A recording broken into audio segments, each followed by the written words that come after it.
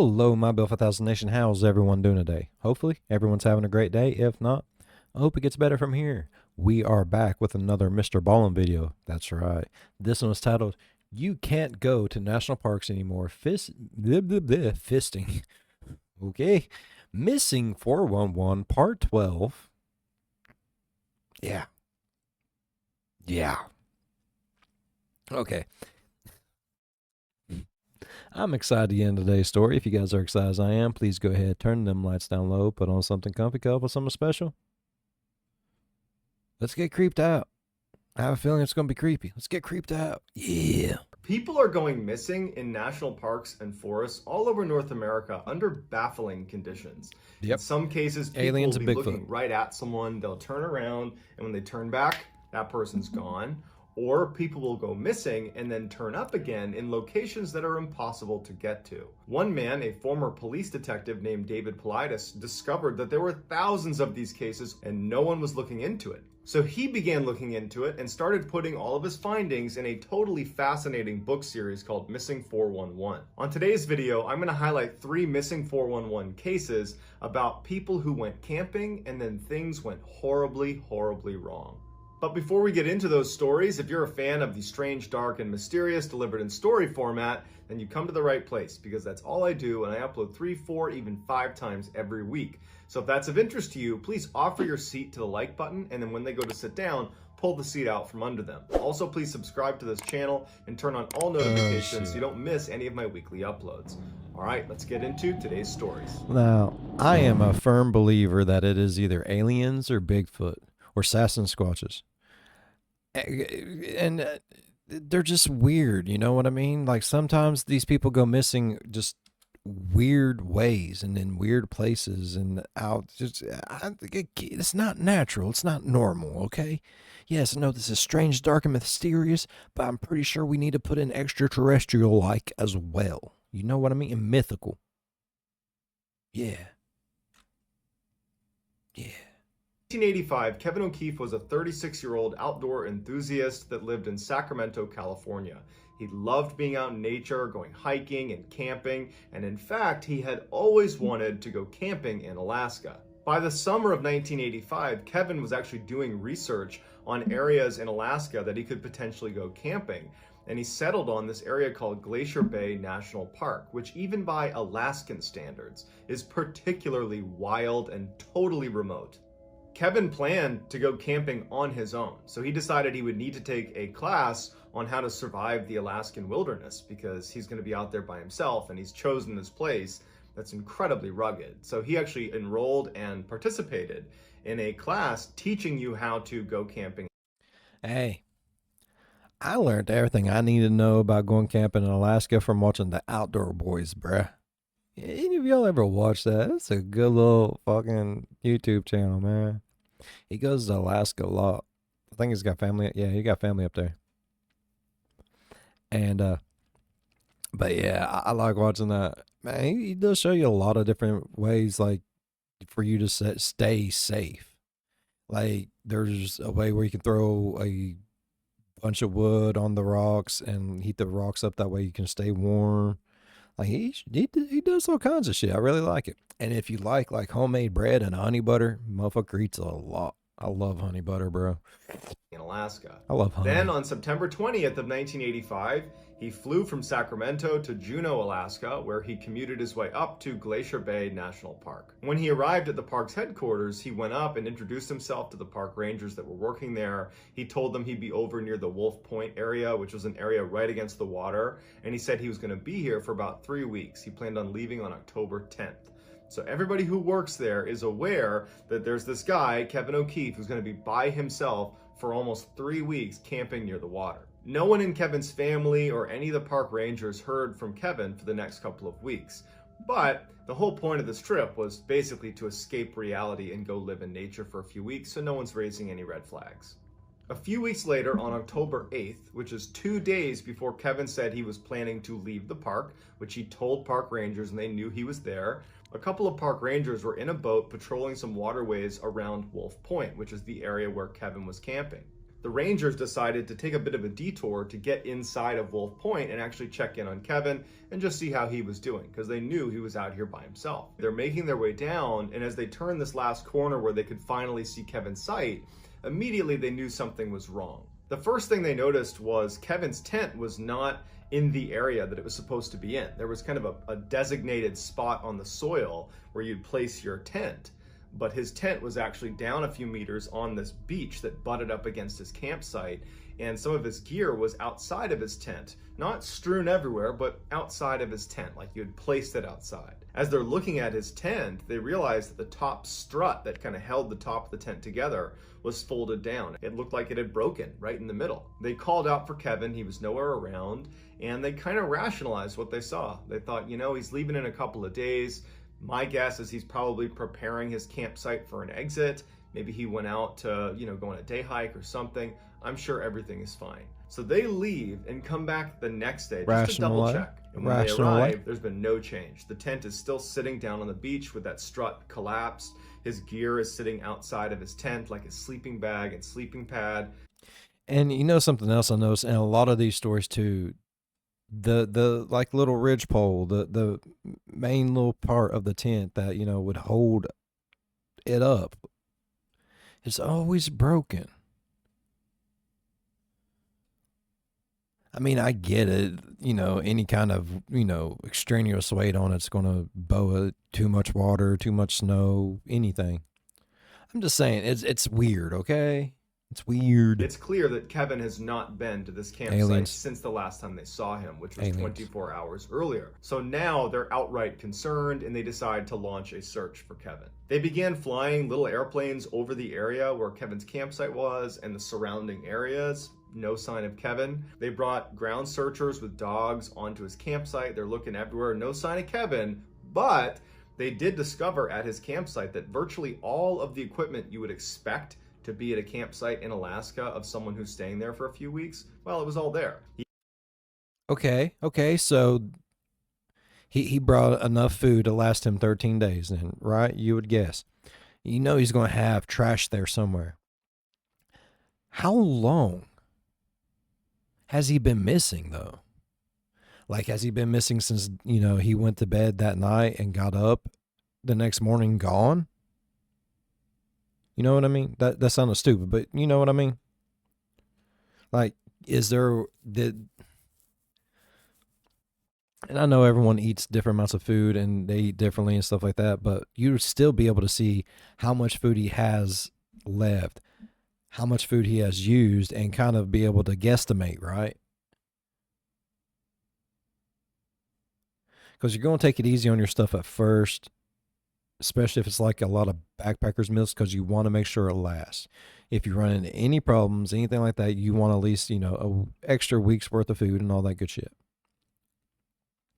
So you're not going to go through everything. But when you're almost back home and like you're there, you just got to go here or go there. Yeah, you're going to have a few bigger meals. But not when you first get out there. So wouldn't they be able to like kind of tell when he disappeared? Just by that? Is there a journal? Did he keep a log? A lot of people, when they go camping, they keep logs of stuff. You know what I mean? Little journal entries and shit. He had his backpack fully packed as if he was going to go on a hike. It had food, it had extra clothes and water. It was all packed right up against a tree. All of his sleeping equipment and his cooking equipment. And oddly, there was lots of food that Kevin still had left at his campsite that was out in the open. And no animals had touched it, which is a complete anomaly. Aliens. As they began searching the outer...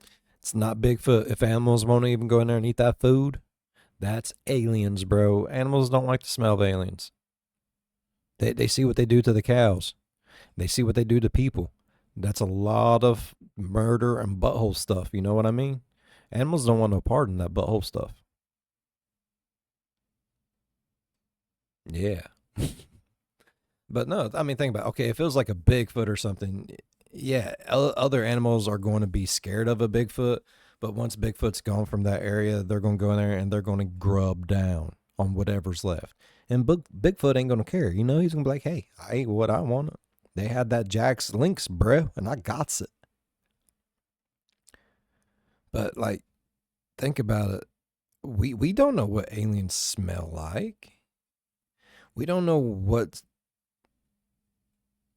shit gets left behind by their stuff. And birds, animals of all kinds can sense when there's danger and stuff like that, and they'll flee areas like a week ahead of time.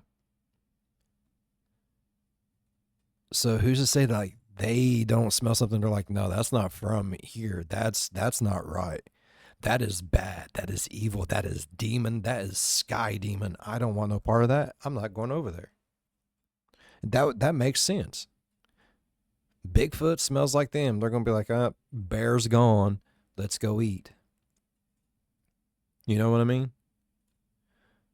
But an alien, that's gonna leave a tainted smell that's just probably gonna fuck with animals. That's why they ain't going back in there. It's gotta be aliens, bro. Areas of his campsite, dogs were able to locate Kevin's boots, his glove liner, and his hat. They were tucked away in this gully about a half-mile away from this campsite. That they were not visible to the naked eye. It took dogs finding it to locate these items. After finding these items, the early speculation was it looks like Kevin was attacked by bears or some other predator. But the park rangers, who knew this area extremely well and had seen other bear attacks, said, I don't think this is a bear attack, because there's no sign of a death struggle anywhere at his camp. If you get attacked by a big predator, you're going to fight for your life to save yourself. You're going to grab onto things and flail around. It's fairly obvious. I'm going to rip off its nuts. There's also no blood or remains or any indication that someone was hurt in this space. And if an... Bro, I don't give a shit. If I'm fighting a bear, bro, I'm going to claw and bite and scratch. I will grab its nuts. I will put its nut in... spit it out its face. I'm going to do whatever I got to do to survive. 9 times out of 10, I'm just going to pull my gun and shoot it in its face. But I'm going to make sure that even if it kills me, it will limp away. I might be dead, but it ain't limping away without a scratch. I'm going to fucking guarantee you that. I will bite its dick off, bro. I don't give a shit. Fuck with me. Animal had come into this camp and attacked Kevin and eaten Kevin. They certainly would have taken the food that was out and about in the campsite. Not to mention there had been blood everywhere, which would have brought in flies, maggots, other like creatures that eat on the dead, like, vultures and shit. I don't know if Alaska's got vultures. I imagine they do. But none of the food was touched. As the investigation continued, rangers would say how strange it was that no wild animals are coming into this campsite. There's no activity. There's nothing in the area. It's like the animals are staying away from Kevin's campsite. When they couldn't find any sign of Kevin, the investigators went to speak with Kevin's family and asked them, did he have any signs that he was looking to end his own life? Do you have any information you can give us about him? And they said, man, that would really, really suck to lose your family like that. Son, daughter, husband, wife, whatever the case may be, to lose them tragically like that and be missing and not be able to find them. And then like the first questions out of, people who are investigating his mouth is, so did they want to, de-life theirself at any given time? That's gotta be hard for a family to sit there and hear. And then, because no matter how well you know the person, how much you like them, how much you love them, you never know where the deepest, darkest nether regions of their nether brain goes. You know what I mean? We don't ever know what, and now this family's probably like, did we miss something? Should we have been more aware? Was he, suicidal, and we just didn't notice, and we was like, yeah, go have fun, and we all just was like, that would be hard as a family. My God. No, he was really happy, well adjusted, excited about this trip. He had taken a class to prepare himself for this trip. He told us that he planned on taking a couple day hikes, but no. And if I'm not mistaken, Alaska's got a lot of cabins and stuff like that you can stay on. That's taken care of by like the parks and recreation services, Boy Scouts, private investors and stuff like that. And they have little shacks. Some of them have houses, but they usually have like little cooking stuff in there and stuff like that. Basically, so you can live in case something happens. And they go out and check them regularly, so that way, you know, if you are there, you will get rescued. I watch Down Outdoor Boys too. I'm a wealth of knowledge thanks to YouTube.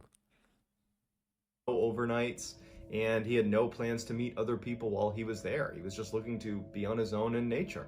But after just a few days, they had to call the search off because there was no sign of this guy. He was just gone. Knowing that all of Kevin's gear was still located at his campsite means he did not leave to go on one of those day hikes that he had told his family that he might be going on. Because going into the wilds of Alaska without your gear is a death sentence. So Kevin must have been at his campsite when something horrible happened to him.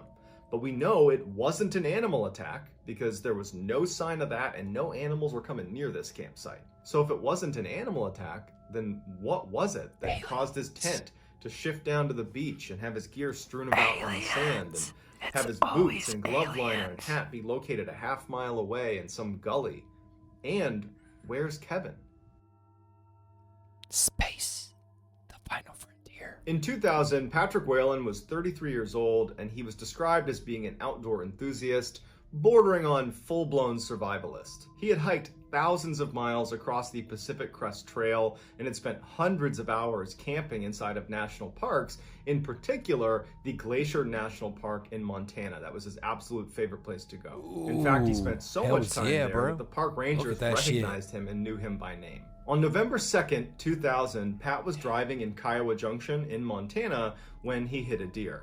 Witnesses say that he stopped his truck, he got out, walked over to the deer, pulled it to the side of the road, took a pillow out of his truck, put it under the deer's head, and then he went and got food from his truck and put it near the deer's mouth, and then he just walked away. He abandons his truck. It's unclear whether his truck was not operational at this point or if he was just abandoning his truck, but either way, his truck would get towed the next day. 6 months after the deer incident, Patrick's father called the park rangers at the Glacier National Park in Montana, and he said, "I haven't heard from my son in months, and I'm worried about him. I can't get in touch with him. If there was one place he would be, it would be at your park. Have you seen him?" The park rangers, who again, they all knew Pat, they said, "We haven't seen him, but we'll keep an eye out for him." A couple of weeks later, two of these park rangers are out on a routine patrol through the park when they come across a very odd scene. They saw this blue tent sitting in the middle of this campsite. There's no one around it, and the middle strut that held the tent together was collapsed. They yelled out to see if anybody was inside the tent to make sure everything was okay, but no one calls back.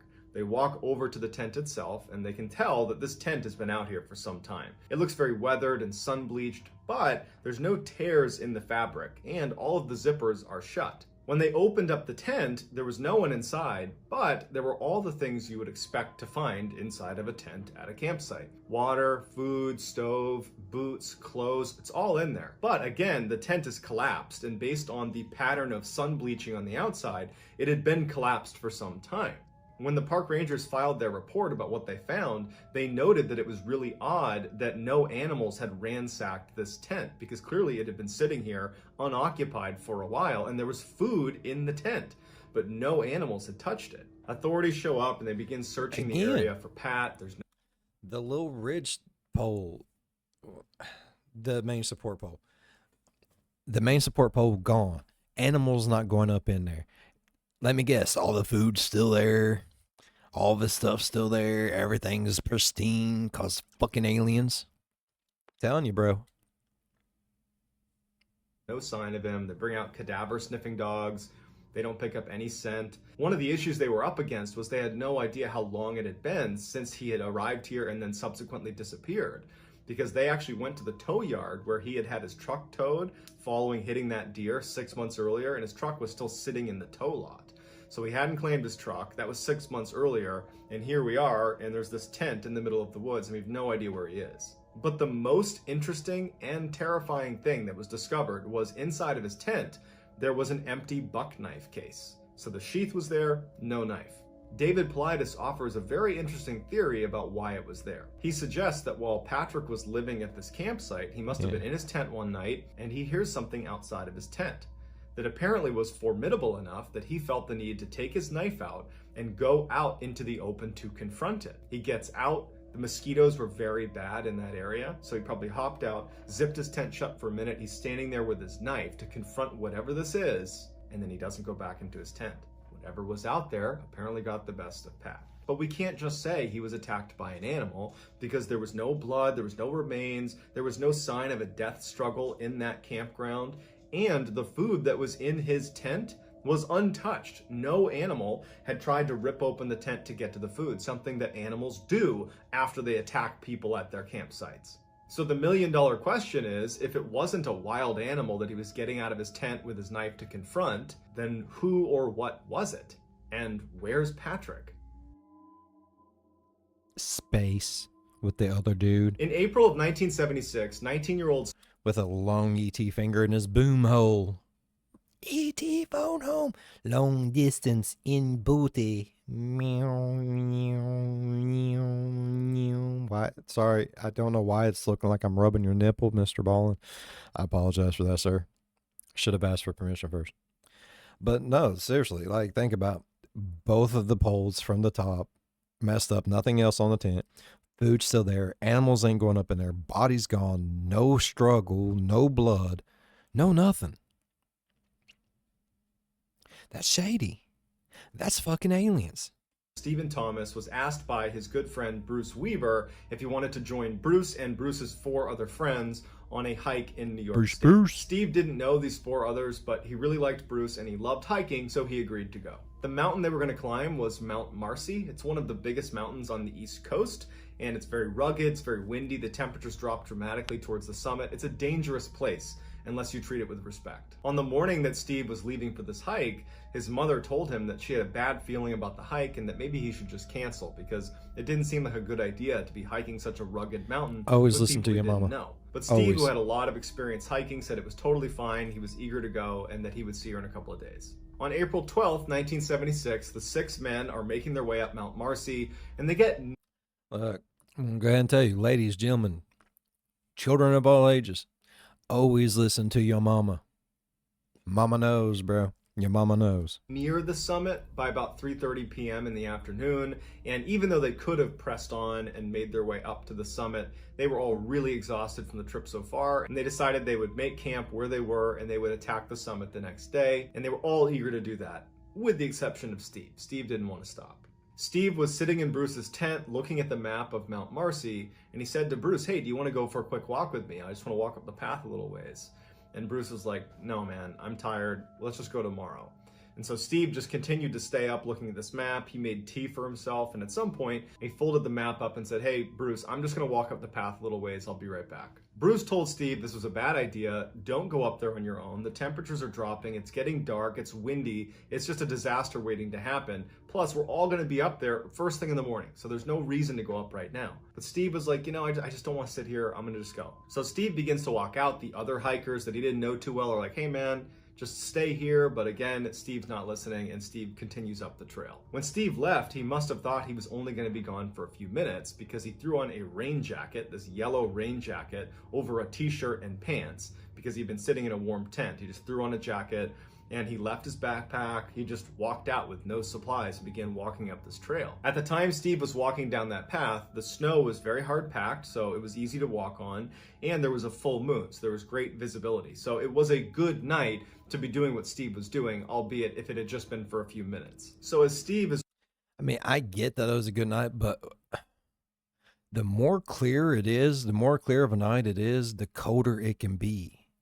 Have any of y'all ever noticed that? Like, whenever it's cloudy out, it can, less heat escapes, I think. It's like the clouds make an insulation or some shit. When those skies are clear, it can get frigid. Dude, I wouldn't be doing none of this, bro. I don't know where the fuck they said they was at, because I have a horrible memory. But it sounds way too fucking dangerous for my taste, bro. Walking away from the camp, even though the other hikers were annoyed with him, they weren't concerned. He had loads of hiking experience in Washington State. He was very eager to do this. And again, it was well Upstate New lit, York, right? snow was hard packed. They're thinking, okay, he'll be gone for a couple of minutes and then we'll see him again and it'll be just fine.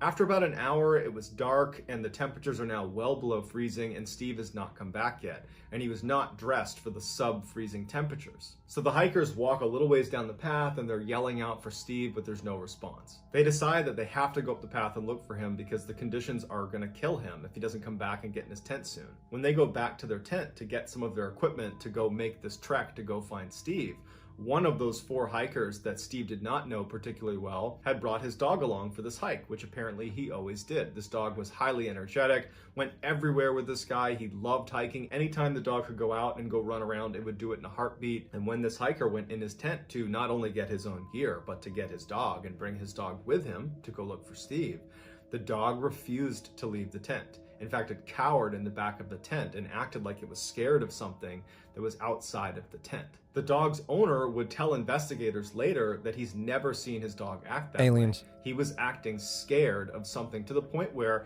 he would stay in the tent and all the hikers would go looking for Steve. The dog would rather be alone in a tent, totally isolated, than leave that tent. That's how scared he was of whatever it was that was out there. So the men go out looking and they can't find Steve. And after a little bit, they end up going back because it's just so dangerous to look for him in the middle of the night. So the group heads back to their tents and they're just praying that he found shelter somewhere on the mountain. The next morning, as soon as the sun came up, the hikers immediately start looking for Steve, yelling for Steve. There's no sign of him. And at some point, half the group leaves and walks the 4 hours down the trail to a vehicle where they could go drive and get authorities, while the other 3 continue to look and stay near the camp just in case Steve were to return. Once authorities were notified, they launched one of the largest search and rescue efforts in the history of New York. They spent 2 weeks combing this entire mountain. Helicopters, dog teams, searchers on the ground. They are looking everywhere. There is no sign of Steve, even though he had this bright yellow jacket on. They can't find anything. He's just totally gone. After the official search was terminated after about 2 weeks, Steve's older brother, Bob, who is 26 years old, in amazing shape and very close with his brother Steve, he quits his job and moves to the Mount Marcy area and spent a whole year searching every inch of this mountain. Veteran park rangers at Mount Marcy would joke that Bob knew the mountain better than they did. Bob had apparently walked over 2,500 miles on Mount Marcy and had summited 600 times or more, and every time he would take a different route and search all along the mountain. He has looked everywhere and he can't find his brother. Although Bob would never find his brother, he did locate the remains of a hiker who had gone missing 3 years earlier, so he was able to provide closure for that family. So why did Steve feel the need to walk up this trail in the first place? And then what was the dog so scared of after Steve vanished? Because the dog never acted that way, but suddenly something was so terrifying on the outside of their tents that it abandoned its owner and huddled in the tent in fear. And then how could Bob have missed his brother Steve, who was wearing a bright yellow jacket after combing every inch of this mountain? The only logical answer is that Steve is not on the mountain. But if he's not on the mountain, where is he? So like all of the missing 411 cases, we don't know what happened to these people, and we probably never will. But that doesn't stop us from theorizing about what could have happened to them. So get in the comments and give me your best theory about what's happened.